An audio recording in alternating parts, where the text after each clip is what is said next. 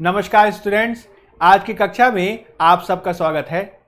आज की इस कक्षा से हम एनसीईआरटी की सीरीज को शुरू करेंगे, जिसमें मुख्य रूप से हम कक्षा 6 से 12 तक की जो हिस्ट्री की एनसीईआरटीज हैं उनको हम समझने का प्रयास करेंगे और इसके तहत कक्षा 6 से लेकर जो एनसीईआरटीज महत्वपूर्ण है परीक्षा के दृष्टिकोण से उनको समझने का भी प्रयास करेंगे। इसके तहत हम कुछ महत्वपूर्ण ऐसे तथ्य भी आपके साथ साझा करेंगे जो आपसे आने वाले एग्जाम्स में क्वेश्चन के रूप में पूछे जा सकते हैं और किस प्रकार से प्रारंभिक परीक्षा और मुख्य परीक्षा में इससे संबंधित प्रश्न बन सकते हैं उसको भी हम समझने का प्रयास करेंगे। लेकिन सबसे पहले तो हमें उस रणनीति पर चर्चा करनी है कि किस प्रकार से एनसीईआरटी बेहतर तरीके से पढ़ी जानी चाहिए, इसमें जो महत्वपूर्ण शंकाएं वगैरह होती हैं उसका निवारण कैसे किया जाना चाहिए और इसको किस प्रकार से आप महत्तम तरीके से यूटिलाइज कर सकते हैं। यानी जो आज का हमारा सेशन रहेगा वह केंद्रित होगा एनसीईआरटी के एक प्रभावी अध्ययन की रणनीति पर। तभी हम एनसीईआरटी को बेहतर तरीके से पढ़ पाएंगे और धीरे धीरे हम इसको शुरू करेंगे। तो चलिए शुरू करते हैं। सबसे पहले तो आपको ये पता होना चाहिए कि आखिर हमें एनसीईआरटी को पढ़ने की आवश्यकता क्यों है। मुख्य रूप से आपको ये चीज़ ध्यान रखनी होगी कि चूंकि हम यूपीएससी की तैयारी कर रहे हैं अथवा विविध प्रकार की पीसीएस परीक्षाओं की तैयारी कर रहे हैं, जैसे कि बीपीएससी या यूपी पीसीएस आदि, तो इसमें हमें कक्षा 6 की किताब जो एनसीईआरटी की पुस्तक है या कक्षा 7 की किताब जो एनसीईआरटी की पुस्तक है, आखिर उसको हमें क्यों पढ़ने की आवश्यकता है। सबसे पहले तो सबसे पहला क्वेश्चन यही होना चाहिए। तो इसके संदर्भ में आपको ध्यान रखना है कि परीक्षा के दृष्टिकोण से एनसीईआरटी इसलिए इम्पोर्टेंट है कि यह एक सरकारी स्रोत है, यानी यह एक सरकारी संस्थान के द्वारा लिखित पुस्तकें हैं। एनसीईआरटी एक सरकारी संस्थान है और इसके द्वारा स्कूली शिक्षा को गुणवत्तापूर्ण रूप से बढ़ावा देने के लिए इन पुस्तकों को लिखा गया है। यानी एक तरीके से इसमें जो जानकारी प्रदान की गई है वह एक सरकारी जानकारी है और ये एक ऐसी जानकारी है जिसे आप बिना किसी शंका के पढ़ सकते हैं। यानी इसकी ऑथेंटिसिटी पर किसी भी प्रकार का प्रश्न आप नहीं उठा सकते और इसमें जो फैक्ट्स वगैरह दिए होंगे, जो संकल्पनाएं वगैरह दी होंगी, इनको काफ़ी अच्छी तरीके से पढ़कर याद रखा जा सकता है और इससे आप अपनी परीक्षा को पास कर सकते हैं। तो सबसे बड़ा और सबसे महत्वपूर्ण जो इसका आप कह सकते हैं वैल्यू है, जो इसका महत्व है, वो ये है कि यह एक सरकारी स्रोत है और इसे आप बिना किसी शंका के पढ़ सकते हैं। अब दूसरी बात आप ध्यान रखेंगे कि पिछले कुछ सालों में या फिर आप पिछले 10 से 20 सालों के क्वेश्चंस देखेंगे तो आप ये पाएंगे कि एनसीईआरटी से ही बहुत सारे क्वेश्चंस सीधे सीधे जो है वह आपकी परीक्षा में पूछ लिए जाते हैं। और आगे हम आपको उदाहरणों के माध्यम से बताने का प्रयास करेंगे कि चाहे वो यूपीएससी की परीक्षा हो, चाहे वो बीपीएससी, यूपी पीसीएस या दूसरी परीक्षाएं हो, उन सब में आप ये देखेंगे कि ज़्यादातर जो क्वेश्चंस का जो सोर्स है, यानी अगर किसी प्रकार के कोई प्रश्न को बनाया गया है तो उसको बनाए जाने में एनसीईआरटी एक महत्वपूर्ण सोर्स के रूप में हमें दिखाई देती है। यानी ज़्यादातर प्रश्नों का सोर्स एनसीईआरटी है और यदि आप सोर्स बुक को अध्ययन करेंगे, एक सोर्स बुक के रूप में एनसीईआरटी का अध्ययन करेंगे, तो इसका मतलब ये हुआ कि सीधे सीधे क्वेश्चन जो हैं आपको आपकी अपनी परीक्षा में दिखाई देंगे। यानी अगर डायरेक्ट क्वेश्चंस आपको जो है देखने हैं तो इसके लिए एनसीईआरटी का अध्ययन बेहद आवश्यक है। ठीक, तो ये इसकी दूसरी महत्ता है। जो तीसरी बात इसमें आपको समझनी है वो ये है कि यदि आप मुख्य रूप से यदि ऐसे बैकग्राउंड से बिलोंग करते हैं जिसमें आपने उस सब्जेक्ट को पहले नहीं पढ़ा है, जैसे कि मान लीजिए आप जो है टेक्निकल बैकग्राउंड के हैं, आपने बीटेक वगैरह किया है और आप जो है हिस्ट्री, ज्योग्राफी, पॉलिटी, इकोनॉमी आदि को पढ़ना चाहते हैं और आप इसके मूलभूत विशेषताओं को जानना चाहते हैं, यानी अगर आपको इसकी बेसिक्स के बारे में जानकारी लेनी है तो किसी भी विषय का बेसिक्स समझने के लिए एनसीईआरटी सबसे ज़्यादा महत्वपूर्ण और सबसे ज़्यादा उपयोगी पुस्तक के रूप में देखने को मिलती है। विशेष रूप से ऐसे बैकग्राउंड के बच्चे जो मान लीजिए इंजीनियरिंग बैकग्राउंड के हैं, मेडिकल बैकग्राउंड के हैं और वो सामाजिक विषय को पढ़ना चाहते हैं, सोशल साइंसेज के सब्जेक्ट पढ़ना चाहते हैं, तो गैर पृष्ठभूमि वाले विद्यार्थियों के लिए ये बेहद लाभकारी है और इसके आपके माध्यम से आप बेहतर तरीके से ज्ञान को प्राप्त कर सकते हैं।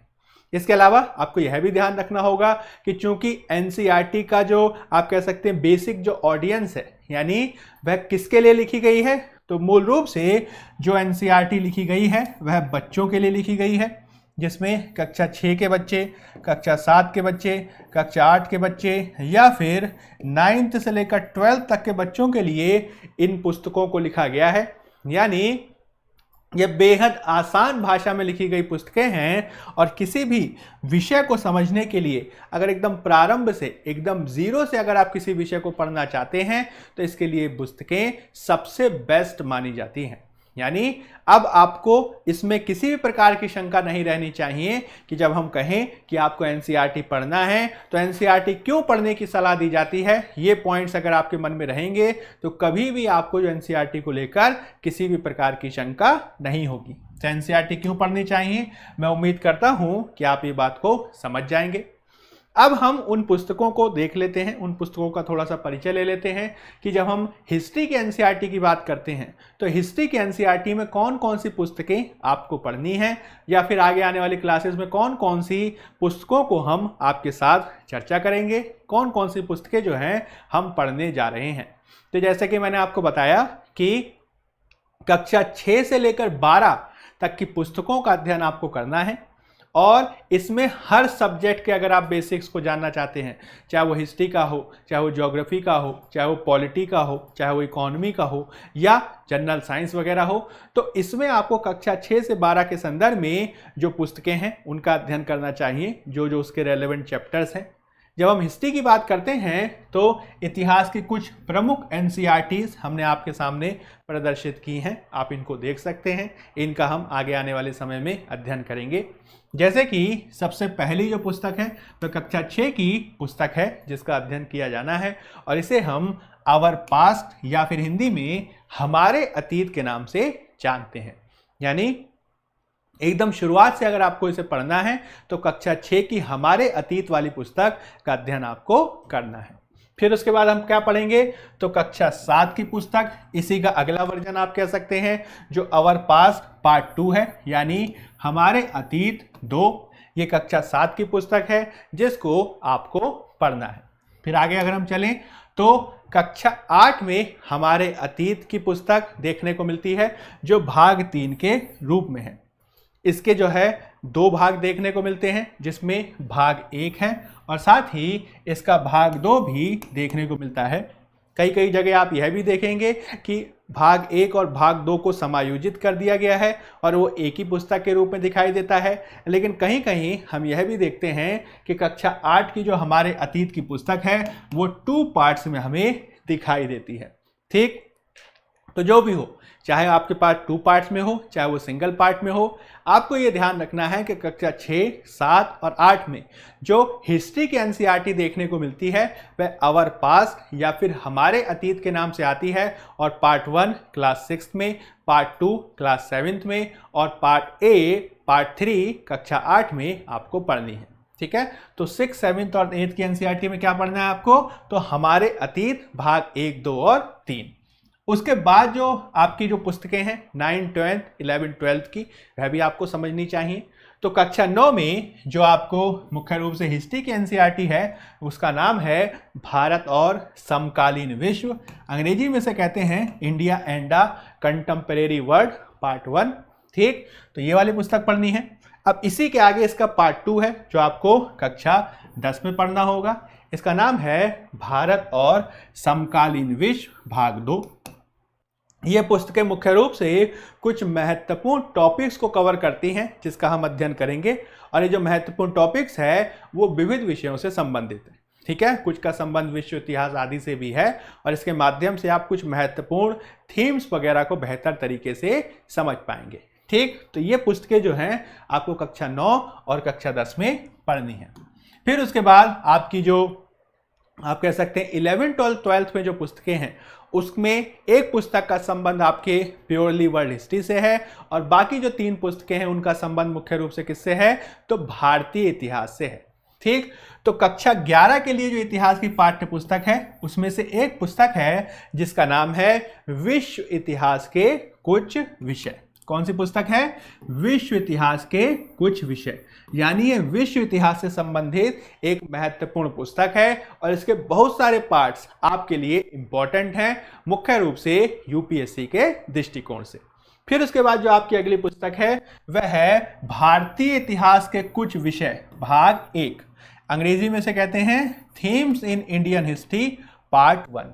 ये क्लास 11 की एक पुस्तक है और मुख्य रूप से जो आप कह सकते हैं एंशियंट हिस्ट्री है, प्राचीन भारत का जो इतिहास है वो इसमें डील किया गया है।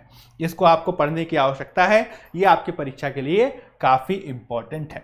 ठीक, फिर उसके बाद क्लास 12th में आपको 2 पुस्तकें और पढ़नी है जिसमें themes in Indian history part 2 और themes in Indian history part 3, यानी भारतीय इतिहास के कुछ विषय भाग 2 और भारतीय इतिहास के कुछ विषय भाग 3। ये कक्षा 12 की पुस्तकें हैं और जैसे कि भाग 1 का संबंध प्राचीन भारत से था, इन दोनों पुस्तकों का संबंध मध्यकालीन भारत और आधुनिक भारत से है। यानी इसका मतलब यह हुआ कि इंटरमीडिएट में जो आपके सामने 4 किताबें आएंगी उनमें से एक किताब वर्ल्ड हिस्ट्री से रिलेटेड है और जो 3 पुस्तकें हैं वो किससे रिलेटेड है, तो एंशियंट हिस्ट्री, मिडिवल हिस्ट्री और मॉडर्न हिस्ट्री से। ठीक, तो ये कुल मिलाकर आपको हिस्ट्री की पुस्तकें पढ़नी है। अब यहाँ पर एक जनरल डिबेट भी देखी जाती है जो आपने हिस्ट्री के एनसीईआरटी के संदर्भ में पढ़ा होगा, जो सुना भी होगा और कई टॉपर्स वगैरह ने उससे चर्चा भी की है। कई बार ये कहा जाता है कि आपको हिस्ट्री की पुरानी एनसीईआरटी पढ़नी चाहिए।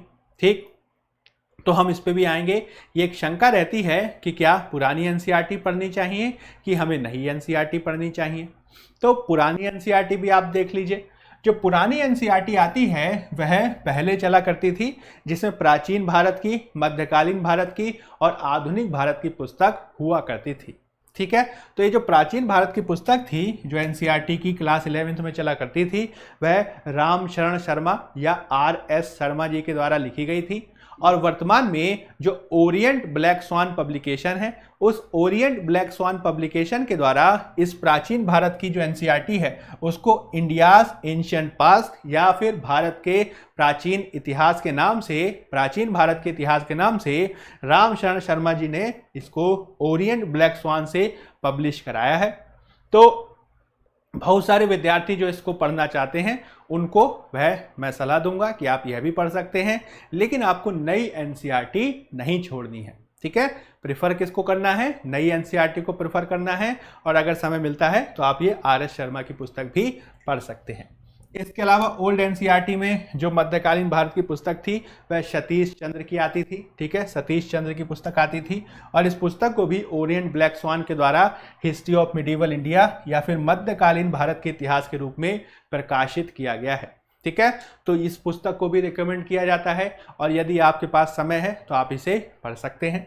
जो तीसरी वाली जो पुस्तक है जो ओल्ड एनसीईआरटी के रूप में थी वह जो है मॉडर्न इंडिया की थी और ये मुख्य रूप से विपिन चंद्र जी के द्वारा लिखी गई है। यह जो है ओरिएंट ब्लैक स्वान के द्वारा आधुनिक भारत के इतिहास के नाम से छापी गई है और ये जो तीनों पुस्तकें हैं ये पहले ओल्ड एनसीईआरटी हुआ करती थी और इनको अब एक पुस्तक के रूप में छापा गया है। ठीक है, तो इसमें आपको ये चीज़ ध्यान रखनी है कि आपको पहला जो प्राथमिकता देनी है वो आपको नई एनसीईआरटी की देनी है और अगर उसके बाद आपको समय मिलता है तो आपको इनका अध्ययन करना चाहिए, लेकिन मुख्य रूप से आपको नई एनसीईआरटी पे फोकस करना है। ठीक है, तो ये चीज़ आपको ध्यान रखनी है। अब यहाँ पे जो है हम कुछ महत्वपूर्ण शंकाओं के बारे में बात करेंगे। कुछ कन्फ्यूजन रहते हैं स्टूडेंट्स के मध्य, उन कन्फ्यूजन को दूर करने का प्रयास करेंगे कि किस प्रकार से इन कन्फ्यूजन को दूर किया जाना चाहिए, किस प्रकार से जो है इन पे काम किए जाने की आवश्यकता है और किस तरीके से जो है इनको पढ़ने की ज़रूरत है। ठीक, तो पहले जो शंका मन जो रहती है, जो पहला कन्फ्यूजन रहता है वो अभी मैंने आपको बताया। कई स्टूडेंट कहते हैं कि क्या पुरानी एनसीईआरटी पढ़नी चाहिए, कई स्टूडेंट कहते हैं कि क्या नई एनसीईआरटी पढ़नी चाहिए। तो इसके संदर्भ में आप ये ध्यान रखेंगे, यह इस बात पर निर्भर करता है कि आपके पास कितना समय है। ठीक है, अगर आप ज़्यादा समय रखते हैं, आपके पास जो है काफ़ी टाइम है, आप जो है 1-1.5 साल अगले साल एग्ज़ाम देने जा रहे हैं या फिर आपके पास लगभग 18-20 महीने हैं, 1-2 साल हैं, तो आप पुरानी एनसीईआरटी भी पढ़ सकते हैं। लेकिन अगर आपको जो है तुरंत एग्ज़ाम देना है, आपके पास समय ज़्यादा नहीं है, तो आप नई एनसीईआरटी पे ही ज़्यादा फोकस करें। ठीक है, अगर एनसीईआरटी पढ़नी है तो नई एनसीईआरटी पे आपको फोकस करना चाहिए। ठीक, दूसरी जो शंका रहती है वो ये रहती है कि क्या हमें कक्षा 9 से प्रारंभ करनी चाहिए एनसीईआरटी पढ़ना या फिर हमें कक्षा 6 से प्रारंभ करना चाहिए। तो इसमें भी आपको ध्यान रखना है कि मैं इसमें ये सलाह देता हूँ बच्चों को कि अगर आपका उस सब्जेक्ट का बैकग्राउंड नहीं है, ठीक है, जैसे मान लीजिए आप इंजीनियरिंग बैकग्राउंड के हैं, आप मेडिकल बैकग्राउंड के हैं, तो ऐसे में अगर आपको बेहतर तरीके से बेसिक्स को जानना है, ठीक, मूलभूत तरीके से विषय को समझना है, तो आपको कक्षा 6 से पढ़ना चाहिए। लेकिन अगर मान लीजिए आपने ग्रेजुएशन में उस सब्जेक्ट को पढ़ रखा है, हिस्ट्री मान लीजिए आपने जो है ग्रेजुएशन में पढ़ रखा है, मान लीजिए आपने अपना इंटरमीडिएट ही आर्ट साइड से किया है, तो मैं बहुत ज़्यादा सलाह नहीं दूंगा कि आप कक्षा 6 की एनसीईआरटी को पढ़ें। ठीक है, तब आप 11-12 की एनसीईआरटी पढ़ सकते हैं। तो ये इस बात पर डिपेंड करता है कि आपका एजुकेशनल क्वालिफिकेशन या एजुकेशनल बैकग्राउंड क्या है। अगर आपने आर्ट साइड से ही मान लीजिए अपने स्कूली शिक्षा को या फिर ग्रेजुएशन को किया है, तो आपको बहुत छोटी पुस्तकें कक्षा 6, 7, 8 की पढ़ने की जरूरत नहीं है। आप 9, 10 या 11, 12 की पुस्तक भी पढ़ सकते हैं। लेकिन अगर मान लीजिए आप जो है बिल्कुल नए हैं सामाजिक विज्ञान में और आपको जो है बहुत सारी मूलभूत बातें पता नहीं है, तो इसके लिए आपको ये सलाह दी जाएगी कि आप जो है कक्षा 6 से अपनी पुस्तकें पढ़ना शुरू कर सकते हैं। ठीक, अब इसमें तीसरी जो शंका रहती है वो रहती है कि क्या केवल हमें स्टैंडर्ड बुक्स ही पढ़नी चाहिए, प्रसिद्ध लेखकों की बुक्स ही पढ़नी चाहिए, या फिर सारी की सारी। यानी कहने का मतलब ये हुआ, कई बार स्टूडेंट ये पूछते हैं कि क्या आर एस शर्मा, विपिन चंद्र और जो हमारे विपिन चंद्र, सतीश चंद्र की पुस्तकें हैं जो पुरानी एनसीईआरटी का नया रूप है, क्या केवल उन्हीं को पढ़ लें, नई एनसीईआरटी छोड़ दें? तो इस पर भी मैं यही सलाह देता हूं कि यह आपके एजुकेशनल बैकग्राउंड पे डिपेंड करता है। एजुकेशनल बैकग्राउंड का मतलब क्या हुआ कि अगर मान लीजिए आपने जो है बीटेक कर रखा है, मेडिकल से आपने अपनी पढ़ाई को आगे बढ़ाया है और सामाजिक विज्ञान से संबंध में आपका बहुत ज़्यादा ज्ञान नहीं है, तो फिर आपको बेसिक बुक्स यानी कक्षा 6, 7, 8 की किताबें जो आपकी नई एनसीईआरटी वगैरह है उसको पढ़ना चाहिए। लेकिन आप पहले से अगर मान लीजिए उनको पढ़ चुके हैं अपने स्कूली जीवन में, अपने ग्रेजुएशन के दौरान, तब आप जो है स्टैंडर्ड बुक्स या फिर आपके जो प्रसिद्ध लेखकों की पुस्तक है उस पर जा सकते हैं। ठीक है, तो ये दो बातों पर डिपेंड करेगा, याद रखिएगा। पहली बात तो ये होगी कि आपके पास टाइम कितना है, समय कितना है, ठीक, और दूसरी बात क्या होगी कि आपकी एजुकेशनल बैकग्राउंड पे डिपेंड करेगा, एजुकेशनल बैकग्राउंड। ठीक, अगर मान लीजिए आपके पास तैयारी करने के लिए 1, 2, 3 साल हैं, तो आप बेसिक बुक्स भी पढ़िए, फिर स्टैंडर्ड बुक्स भी पढ़िए। लेकिन अगर मान लीजिए आपके पास तैयारी का केवल 1 ही साल है, तो ये इस बात पे डिपेंड करेगा कि आपका एजुकेशनल बैकग्राउंड किस प्रकार का है, आप कौन से सब्जेक्ट पे किस प्रकार की स्थिति रखते हैं। किसी विषय में अगर मान लीजिए आपकी पकड़ अच्छी है तो आप केवल और केवल स्टैंडर्ड बुक्स पढ़िए, प्रसिद्ध लेखकों की पुस्तक पढ़िए। कोई विषय ऐसा है जो आपका कमजोर है, जिसमें आप ये महसूस करते हैं कि मेरी बेसिक्स अच्छे नहीं हैं, तो इसके लिए आप जो है कक्षा 6 की पुस्तक से शुरू करिए। ठीक है, दो बातें हमेशा ध्यान रखनी है, कितना समय आपके पास है और आपका एजुकेशनल बैकग्राउंड क्या है, आप कौन से विषय में कितना सहज हैं, ये इस बात पर डिपेंड करेगा कि आप कौन सी क्लास की पुस्तक से शुरू करते हैं। ठीक, अब इसमें अगला जो शंका होती है वो ये होती है कि एनसीईआरटी बुक्स पे हमें कितना समय लगाना चाहिए। ठीक है, तो समय लगाने के संदर्भ में जो है मैं आपको ये सलाह दूंगा कि आप जो है इसको जल्दी जल्दी पढ़ने का टारगेट रखिए। ठीक है, बहुत ज़्यादा समय इसमें नहीं देना है। ठीक, अगर मान लीजिए मैं आपसे ये कहूँ कि अगर एनसीईआरटी की हिस्ट्री की पुस्तक अगर आपको पढ़नी है, तो ये टारगेट आपको रखना है कि कम से कम नहीं तो मैं 1 से 2 महीने में इसे खत्म करूंगा। क्यों? क्योंकि यह बच्चों के लिए लिखी गई पुस्तक है। ठीक है, और बच्चों को इसको इस प्रकार से पढ़ाया गया है कि यह आसान भाषा में लिखी गई है। तो अगर आप बच्चों की किताब कक्षा 6, 7, 8 की किताब को पढ़ने के लिए 3 महीने 6 महीने लगा दीजिएगा, तो फिर बाकी सब्जेक्ट कब पढ़िएगा? तो आपको अपने आप को स्ट्रेच करना है, आपको जो है अपने आप को चैलेंज करना है और ये कहना है कि नहीं, मैं कक्षा 6 से लेकर कक्षा 12 की इतिहास की एनसीईआरटी 1 महीने में ही खत्म करूंगा। ठीक है, आपको खुद को ये टारगेट देना है कि मैं 1 महीने में सारी एनसीईआरटी पढ़ लूंगा हिस्ट्री की। क्यों? क्योंकि मुझे बाकी बुक्स भी पढ़नी है ना। हिस्ट्री की एनसीईआरटी है, ज्योग्राफी की एनसीईआरटी है, पॉलिटी की एनसीईआरटी है, इकोनॉमी की एनसीईआरटी है, इसके अलावा जनरल साइंस की एनसीईआरटी है। इतनी सारी एनसीईआरटीज हैं। अगर केवल और केवल हिस्ट्री की एनसीईआरटी में ही आप 2 से 3 महीने लगा देंगे तो बाकी एनसीईआरटी कब पढ़िएगा? तो आपको जो है खुद को ये चैलेंज करना है कि मैं 1 महीने में, ठीक है, विद इन 1 मंथ ये सारी की सारी एनसीईआरटी खत्म करूंगा, और तभी जो है आप पूरा सिलेबस बहुत अच्छे तरीके से कर पाएंगे। ठीक है, तो कितना समय लगना चाहिए? 1 महीना। 1 महीने में जो है इसको खत्म करना है। ठीक, फिर उसके बाद इसका रिवीजन कैसे किया जाए, इसको रिवाइज कैसे किया जाए, तो यहां पे जो है आपको एक सूत्र दिया जाने वाला है जो है 1-1-1। ठीक, किस तरीके से कि आप इस तरीके से अपनी तैयारी कीजिए कि शुरुआत में तो 1 महीने में आप इसे खत्म कीजिए। ठीक, 1 महीने में पूरी एनसीईआरटी खत्म कीजिए। फिर उसके बाद जो है आप इसको 1 वीक में रिवाइज कीजिए। ठीक, मतलब आपकी पढ़ाई इस तरीके से होनी चाहिए कि पहले 1 महीने में पूरी एनसीईआरटी पढ़ ली और फिर उसके बाद इसको इस तरीके से पढ़ा है कि पूरे 1 वीक में आप इसको फर्स्ट टाइम रिवीजन कर सके। और फिर तीसरे चरण में जब आप आए, जब आप इसको सेकंड टाइम रिवाइज करने आए, तो मात्र 1 दिन में आप जो है इसको रिवाइज कर पाए। ठीक, तो 1 महीना, 1 वीक और 1 दिन, ये आपका टारगेट होना चाहिए कि अगर हिस्ट्री की एनसीईआरटी आपने 1 महीने में पहली बार पढ़ी, तो जब उसे दूसरी बार रिवाइज करने जाएंगे या सेकंड टाइम जब इसे पढ़ने जाएंगे, तब उसे मात्र 1 वीक में आप खत्म करेंगे। और जब आप सेकंड टाइम उसका रिवीजन करेंगे, तीसरी बार जब उसे पढ़ने जाएंगे, तो मात्र 1 दिन में उसे कंप्लीट कर लेना है। और इस तरीके से आप एनसीईआरटी को कम से कम 3 बार पढ़ पाने में सफल होंगे। ठीक है, तभी जो है आपका पूरा जो तैयारी है वो ज्यादा बेहतर तरीके से होगी। और ये तभी हो सकती है जब आप इसके नोट्स बढ़िया तरीके से बना पाने में सफल हो। ठीक, अब यहाँ पे क्वेश्चन ही उठता है कि आखिर इसके नोट्स कैसे बनाए जाए। तो इस पे मैं आपको ये सलाह दूंगा कि नोट्स के संदर्भ में आप पहली बार में ही, फर्स्ट टाइम रिवीजन में ही पूरे नोट्स बनाने पे नहीं जाएं। क्यों? क्योंकि अगर मान लीजिए आपका एजुकेशनल बैकग्राउंड नहीं है सोशल साइंसेस का, आपको जो है क्वेश्चंस की समझ नहीं है, आपको यह भी पता नहीं चल रहा कि उसमें से कौन से क्वेश्चन से, कौन से टॉपिक से ज़्यादा क्वेश्चन पूछे जाते हैं, तो सबसे पहले आपको उसे पढ़ लेना चाहिए। ठीक, पढ़ने के बाद आप उसके पास्ट ईयर क्वेश्चंस को देखें। पास्ट ईयर क्वेश्चंस को देखने के बाद आप उसे सॉल्व करने का प्रयास करें, और किसी टॉपिक विशेष में, किसी चैप्टर विशेष के क्वेश्चंस को कर पाने में अगर आप कठिनाई का सामना कर रहे हैं, तो उसके बाद ही जो है आप उसके नोट्स बनाएं। तो नोट्स बनाने की रणनीति क्या होनी चाहिए? सबसे पहले उसे पढ़ लीजिए, पढ़ने के बाद पास्ट ईयर क्वेश्चंस देखिए। पास्ट ईयर क्वेश्चंस देखने के बाद उन टॉपिक्स की आप पहचान कीजिए जो सबसे ज्यादा इंपॉर्टेंट हैं, साथ ही उन टॉपिक्स की भी पहचान कीजिए जो आपके लिए कठिन है, जिसमें आप सबसे ज्यादा गलती कर रहे हैं।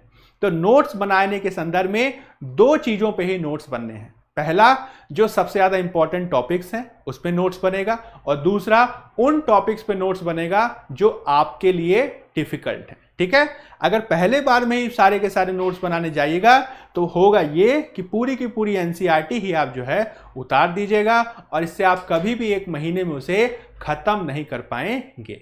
ठीक है, तो ये चीज आपको ध्यान रखना है। फिर उसके बाद अगला क्वेश्चन ये उठता है कि हम इसे लास्ट टाइम में रिवाइज कैसे करें, लास्ट टाइम में इसकी तैयारी किस प्रकार से करें। तो लास्ट टाइम की तैयारी के संदर्भ में मैंने आपको बताया कि आपको क्या रणनीति रखनी है कि 1 महीना, 1 वीक और 1 डे आपके नोट्स या आपकी तैयारी, आपका रिवीजन इस तरीके से होना चाहिए कि शुरुआत में आपने ज़्यादा समय दिया, फिर थोड़ा कम किया, और इस तरीके से जो है आपने इसके नोट्स बनाए जो इस बात पर डिपेंड करेंगे कि उनमें कौन कौन से चैप्टर्स इंपॉर्टेंट हैं और कौन कौन से चैप्टर आपको टफ लगते हैं, किसका रिवीजन करने की आपको ज़्यादा ज़रूरत है, उनका नोट्स बना के आपको जो है 1 दिन में उसको रिवाइज कर लेना है। ठीक, अब यहां पे क्वेश्चन ये उठता है कि आखिर हम इसे याद कैसे रखें। तो याद रखने का तरीका क्या है? तो सबसे पहले रिवीजन एक तरीका है। ठीक, और दूसरा सबसे अच्छा तरीका क्या है? तो दूसरा सबसे अच्छा तरीका है कि चीजों को आपस में आप जोड़ना सीखें, चीजों की आपस में आप इंडेक्सिंग करना सीखें। ठीक है, तो इसके माध्यम से आप जो है इसे बेहतर तरीके से याद कर पाएंगे। इसे हम आगे भी आपको बताएंगे। ठीक, तो शंका निवारण के संदर्भ में ये टेबल आप याद रखेंगे। कि अगर मान लीजिए पहली शंका है कि पुरानी एनसीईआरटी पढ़ें या नई एनसीईआरटी पढ़ें, तो ये किस बात पे डिपेंड करता है? ये कॉस्ट बेनिफिट एनालिसिस पे डिपेंड करता है। कॉस्ट बेनिफिट एनालिसिस का मतलब क्या हुआ कि आपके पास कितना समय है, ठीक, आपका एजुकेशनल बैकग्राउंड क्या है, कौन से सब्जेक्ट को आपको ज्यादा समय देना है, कौन से सब्जेक्ट को आपको कम समय देना है। ये किस पे निर्भर करेगा? ये इस बात पे निर्भर करेगा कि आप उस विषय के साथ किस प्रकार का संबंध रखते हैं। क्या आप उस विषय के साथ सहज हैं? क्या आपको वो विषय कठिन लगता है? अगर आप उसको विषय आसान की तरह लेते हैं, आप उसे जल्दी पढ़ पाते हैं, जल्दी समझ लेते हैं, तो आप उसको जल्दी खत्म करना चाहिए। जो टॉपिक आपको कठिन लग रहा है, हार्ड लग रहा है, टफ लग रहा है, उस पर आप ज्यादा समय दीजिए। ठीक, तो पुरानी और नई एनसीईआरटी के संदर्भ में भी यही बात लागू होती है, जिसके बारे में मैंने आपको बताया। ठीक, फिर उसके बाद क्या हमें कक्षा 9 से शुरू करना है या कक्षा 6 से शुरू करना है या 11-12 की एनसीईआरटी पढ़नी है? क्या हमें केवल स्टैंडर्ड पुस्तक पढ़नी है, प्रसिद्ध लेखकों की पुस्तक पढ़नी है, ये सब पढ़नी है? तो यह भी जो है आपके बैकग्राउंड पे डिपेंड करता है।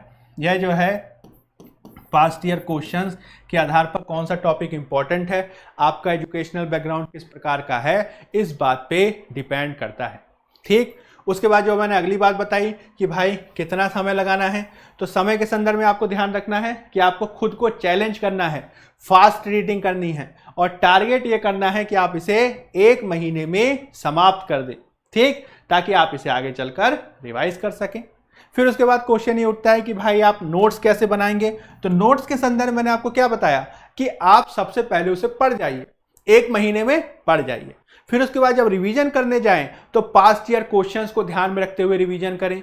इससे आपको यह पता चल पाएगा कि आखिर आप कौन से टॉपिक्स पे सबसे ज्यादा गलती करते हैं, ऐसे टॉपिक्स कौन से हैं जो सबसे ज्यादा इंपॉर्टेंट हैं, उन टॉपिक्स के, ठीक है, उन टॉपिक्स के आपको शॉर्ट नोट्स बनाने, यानी पूरा लिख लेना है, शॉर्ट नोट्स बनाने हैं जो आपकी समझ पे डिपेंड करेगा। ठीक है, आपको पूरा का पूरा नहीं लिखना, केवल और केवल उन्हीं पॉइंट्स को लिखना है जो आपको याद नहीं रहते या फिर एग्जाम के दृष्टिकोण से जो इंपॉर्टेंट है।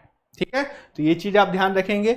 फिर उसके बाद क्वेश्चन ये उठता है कि इसका रिवीजन कैसे करना है, इसको रिवाइज कैसे किया जाए। तो इसके संदर्भ में पहला टारगेट तो मैंने आपको बताया कि पहले एनसीईआरटी 1 महीने में खत्म कीजिए, फिर उसको 1 महीने में रिवाइज कीजिए, फिर उसको 1 दिन में रिवाइज कीजिए। यानी एक ही एनसीईआरटी, हिस्ट्री की एनसीईआरटी अगर मान लीजिए है, 3 बार पढ़ लेंगे उसको, 2 बार रिवाइज कर जाएंगे, तो इससे क्या होगा, वो आसानी से आपके दिमाग में चीजें बैठेंगी।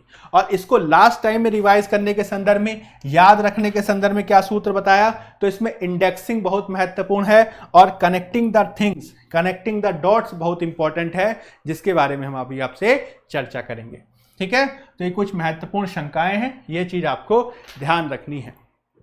आपको हमेशा ये बात ध्यान रखनी है कि आप जो एनसीईआरटी पढ़ रहे हैं वह आप स्कूल के लिए नहीं पढ़ रहे, आप अपने कॉलेज के एग्जाम के लिए नहीं पढ़ रहे। जो आप पाठ्य पुस्तक पढ़ रहे हैं, जो एनसीईआरटी पढ़ रहे हैं, वह आप अपने एग्जाम के लिए पढ़ रहे हैं।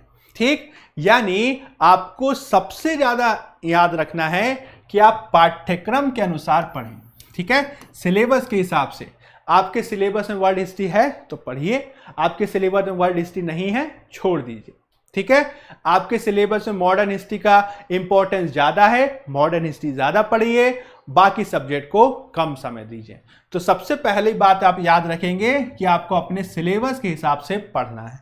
जो आपका सिलेबस कह रहा है उसी सिलेबस को उतना टाइम देना है। जैसे कि चाहे स्टेट पीसीएस हो, चाहे यूपीएससी हो, सब में आप ये देखेंगे कि जो आधुनिक भारत का जो इतिहास है, जो मॉडर्न इंडिया है, ठीक, मॉडर्न इंडिया है, मॉडर्न इंडिया से सबसे ज्यादा क्वेश्चन पूछे जाते हैं।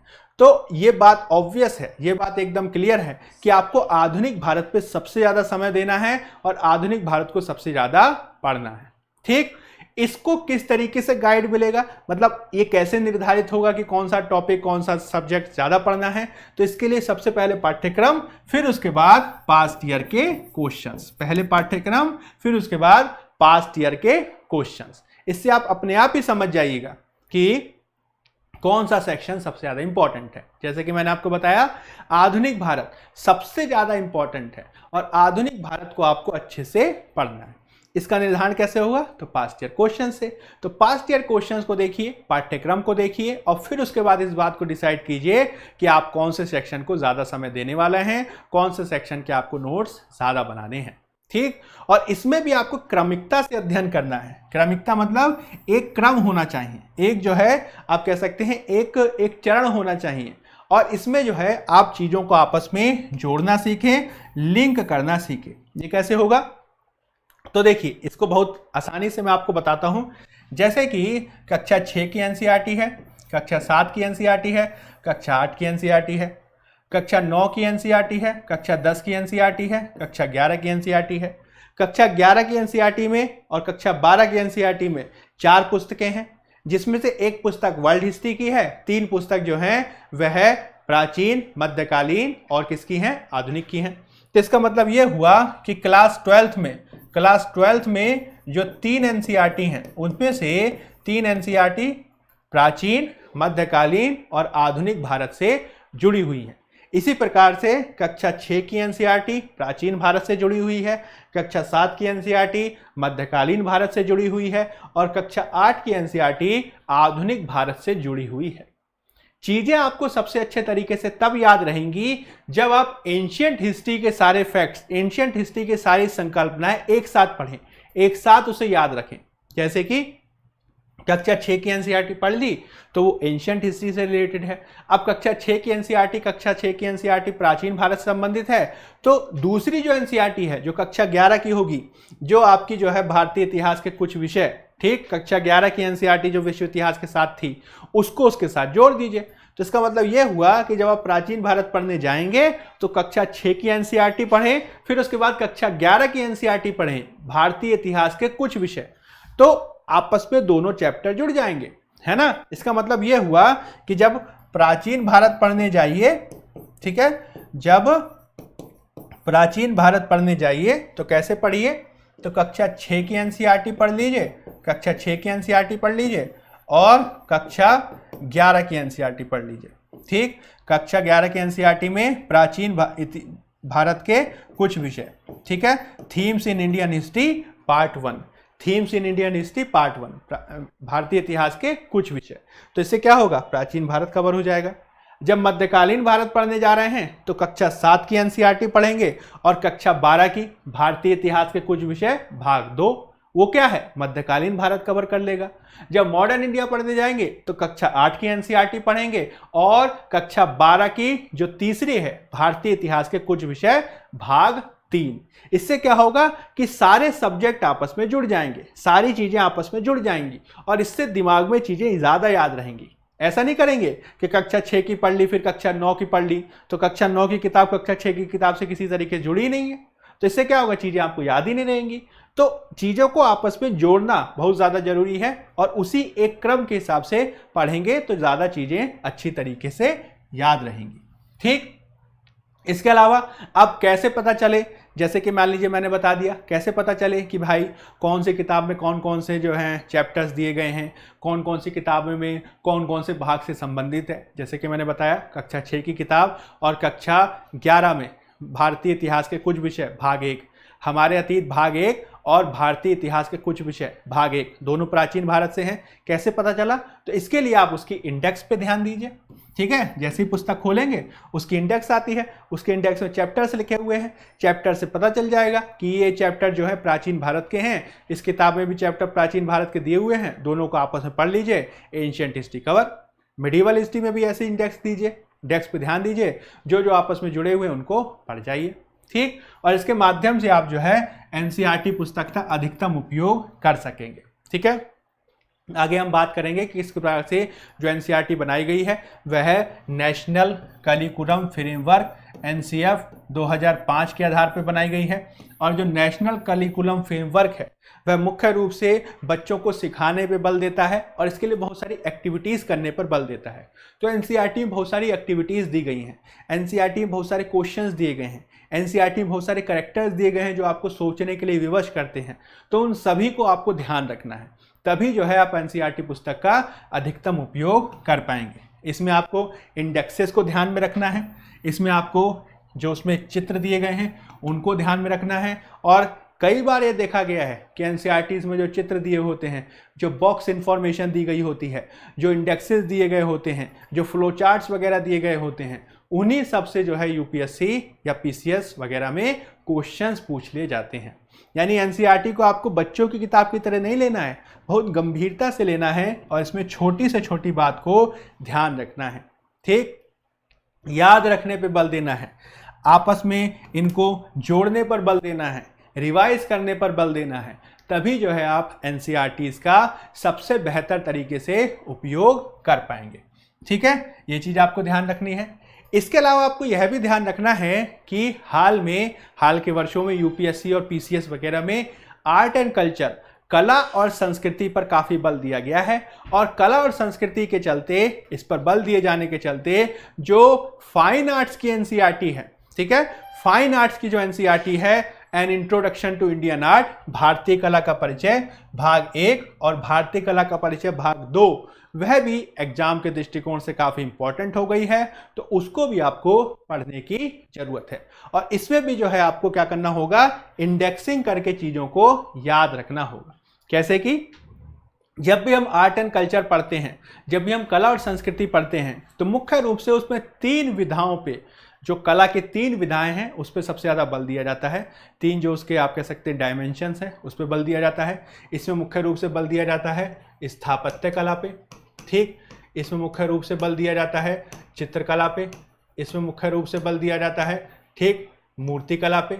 तो ये तीनों की तीनों जो कला की विधाएं हैं, इन तीनों की तीनों कला की विधाओं को जब आपस में जोड़ के पढ़िएगा तो बहुत अच्छे तरीके से चीजें याद रहेंगी। जैसे कि मान लीजिए ये an introduction to Indian art की एनसीईआरटी है और इसमें जो है इसका क्या दिया गया है, कंटेंट्स यानी इंडेक्स दिया गया है। तो अगर मान लीजिए आपको एंशिएंट हिस्ट्री में या मध्यकालीन भारत वगैरह में, आधुनिक भारत वगैरह में स्थापत्य कला के बारे में जानना है, तो स्थापत्य कला से संबंधित जो चैप्टर्स हैं उनको एक साथ पढ़ जाइए। जैसे कि आप देखेंगे कि स्थापत्य कला में जो सिंधु घाटी की कला है उसमें स्थापत्य कला के उदाहरण देखने को मिलते हैं, यानी चैप्टर 2 पढ़िए। मौर्य कला में स्थापत्य कला के उदाहरण देखने को मिलते हैं, चैप्टर 3 पढ़िए। मौर्योत्तर काल में हमें आर्किटेक्चर यानी स्थापत्य कला के उदाहरण देखने को मिलते हैं, तो वो चैप्टर पढ़िए। फिर उसके बाद जो है आप टेम्पल आर्किटेक्चर, जो मंदिर मूर्ति कला है उसके बारे में, या फिर कह सकते हैं मंदिर स्थापत्य कला है उसके बारे में पढ़िए। और इसके माध्यम से फिर आगे जो है इंडो इस्लामिक आर्किटेक्चर के बारे में पढ़िए।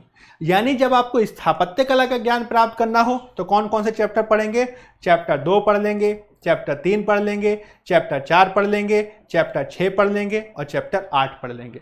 इन सब का संबंध किससे है, तो इन सब का संबंध स्थापत्य कला से है। अब अगर मान लीजिए आपको चित्रकला का ज्ञान प्राप्त करना है, तो चित्रकला में क्या है, तो प्री हिस्टोरिक रॉक पेंटिंग, ये पहला वाला चैप्टर पढ़ जाइए। और फिर उसके बाद लेटर म्यूरल ट्रेडिशन, 5वां वाला चैप्टर पढ़ जाइए। तो पहला वाला चैप्टर और 5वां वाला चैप्टर किससे संबंधित हो जाएगा, तो चित्रकला से संबंधित हो जाएगा। और जब मूर्ति कला का ज्ञान प्राप्त करना हो तो मूर्ति कला का ज्ञान जो है क्लास जो 11th की किताब है उसमें चैप्टर नंबर 7 में दिया गया है। तो ये क्या है, ये इंडेक्स का सबसे बेहतरीन तरीके से इस्तेमाल है। आपको ये पता होना चाहिए कि भारतीय कला और संस्कृति में जब हम आर्ट एंड कल्चर की बात करते हैं तो उसमें 3 विधाएं काफ़ी इंपॉर्टेंट हैं, स्थापत्य कला, मूर्ति कला और चित्रकला। और स्थापत्य कला का ज्ञान प्राप्त करने के लिए प्राचीन काल से लेकर आधुनिक काल तक की स्थापत्य कला का ज्ञान होना चाहिए। तो जो जो चैप्टर्स में स्थापत्य कला के बारे में दिया है उन चैप्टर्स को एक साथ पढ़ जाइए। फिर चित्रकला का ज्ञान प्राप्त करना हो तो चित्रकला से रिलेटेड जो चैप्टर्स हैं उनको एक साथ पढ़ जाइए। और जब मूर्ति कला का ज्ञान प्राप्त करना हो तो मूर्ति कला से संबंधित जो महत्वपूर्ण चैप्टर्स हैं उनको एक साथ पढ़ जाइए। इससे ना केवल चीज़ें आपस में आप जोड़ पाएंगे, वह आपस में जुड़ाव के माध्यम से आप उन्हें याद भी कर पाएंगे। ठीक है, ऐसा नहीं करना है कि हैप हैजार्ड वे में जो भी किताब मिल रही है उठा के पढ़ना शुरू कर दीजिए, कोई भी चैप्टर मिल रहा उठा के पढ़ना शुरू कर दीजिए। इससे होगा क्या, पढ़ तो लीजिएगा लेकिन वो कभी याद नहीं रहेगा। ठीक, याद रखना है तो चीज़ों को आपस में जोड़ना सीखिए, चीज़ों को आपस में जोड़कर याद रखना सीखिए, उसकी इंडेक्सिंग करना सीखिए, आपस में अंतर संबंधित करना सीखिए, कनेक्टिंग द डॉट्स करना सीखिए। तभी जो है आप बेहतर तरीके से चीज़ों को याद कर पाएंगे और तभी जो है आप एनसीईआरटी का बेहतर तरीके से इस्तेमाल कर सकते हैं। ठीक। अब उसके बाद जो है मैं आपको कुछ एग्जाम्पल्स दिखाऊंगा कि किस तरीके से यूपीएससी ने अथवा पीसीएस वगैरह में लगातार क्वेश्चंस पूछे गए हैं सीधे सीधे एनसीईआरटी से। ठीक है, जैसे कि यूपीएससी में एक ये क्वेश्चन पूछा गया था बोधिसत्व पद्म पाणि के चित्र पर। यह आपसे पूछा गया था कि बोधिसत्व पद्म पाणि का जो चित्र है वो कहाँ पे है, अजंता में है कि बादामी में है कि बाग में है कि अलोरा में है। तो आप ये पाएंगे कि जो आपकी फाइन आर्ट्स की एनसीईआरटी है, ठीक, an introduction to Indian art, उसमें सीधा सीधा एक चित्र दिया हुआ है। केवल अगर आप चित्र भी देख लेते तो सीधा सीधा इस क्वेश्चन का जवाब लिख सकते थे। ठीक है, ऊपर देखिए लिखा भी है पद्म पाणि बोधिसत्व अजंता केव नंबर 1। केवल और केवल चित्र देखने से एक सवाल आपका यूपीएससी का हल हो जाएगा। ठीक है, ये कहाँ पे दिया गया है, तो an introduction to Indian art में दिया गया है। ये आपको एनसीईआरटी की इंपॉर्टेंस को बताता है। और ये केवल एक एग्जाम्पल है, ऐसे बहुत सारे एग्जाम्पल आप देख सकते हैं। जैसे कि यूपीएससी ने एक बार मार विजय पे क्वेश्चन पूछा था, यूपीएससी ने एक बार बुद्ध की भूमि स्पर्श मुद्रा पे क्वेश्चन पूछा था, और ये मार विजय भूमि स्पर्श मुद्रा का जो आप कह सकते हैं चित्र है वह भी एनसीईआरटी में दिया गया है, और सीधा सीधा उठा के क्वेश्चन उन्होंने जो है इससे पूछ लिया। केवल चित्र भी देख लेते तब भी जो है आप इसका क्वेश्चन का आंसर कर सकते हैं। इसके अलावा महाबलीपुरम पे यूपीएससी ने कई बार क्वेश्चन पूछा है, और महाबलीपुरम में जो गंगा अवतरण का दृश्य है, ठीक, अर्जुन की तपस्या का दृश्य है, वो कहाँ पर है, ये चित्र जो है एनसीईआरटी में दिया गया है। और इसके माध्यम से आप इसको ना केवल आसानी से याद रख सकते हैं बल्कि आसानी से इसका उत्तर भी दे सकते हैं। ये इस बात को बताता है कि किस तरीके से एनसीईआरटी आपके लिए सबसे ज़्यादा इम्पोर्टेंट है। ठीक, इसी प्रकार से जो है यूपीएससी ने जो आप कह सकते हैं कि मूर्तियां हैं, जिसमें आप कह सकते हैं दशावतार टेम्पल जो देवगढ़ में अवस्थित है ललितपुर जिले में, वो शेष शयन विष्णु की मूर्ति, इस पे जो है क्वेश्चन पूछा था। एक बार यूपीएससी ने क्वेश्चन पूछा था कि धौली में जो एलिफेंट है वो किस काल का है। उससे संबंधित क्वेश्चन भी जो है सीधे सीधे एनसीईआरटी में दिए गए हैं, और केवल एनसीईआरटी को पढ़ने से, उनके चित्रों को देखने से आप इनको हल कर सकते हैं। ठीक है, तो ये चीज़ आपको ध्यान रखनी है। तो इस तरीके से आज के इस इंट्रोडक्टरी सेक्शन में, आज के इस परिचयात्मक कक्षा में हमने मुख्य रूप से इस बात पर बल दिया कि आप किस तरीके से एनसीईआरटी को पढ़ें, आप किस तरीके से एनसीईआरटी को रोकें, आप किस तरीके से एनसीईआरटी को जो है ध्यान दें। आगे की क्लास में हम क्लास 6 से कक्षा 6 की एनसीईआरटी से शुरू करेंगे, और चैप्टर वाइज जो है हम इसे लेकर आगे बढ़ेंगे। आज के लिए फिलहाल इतना ही। धन्यवाद।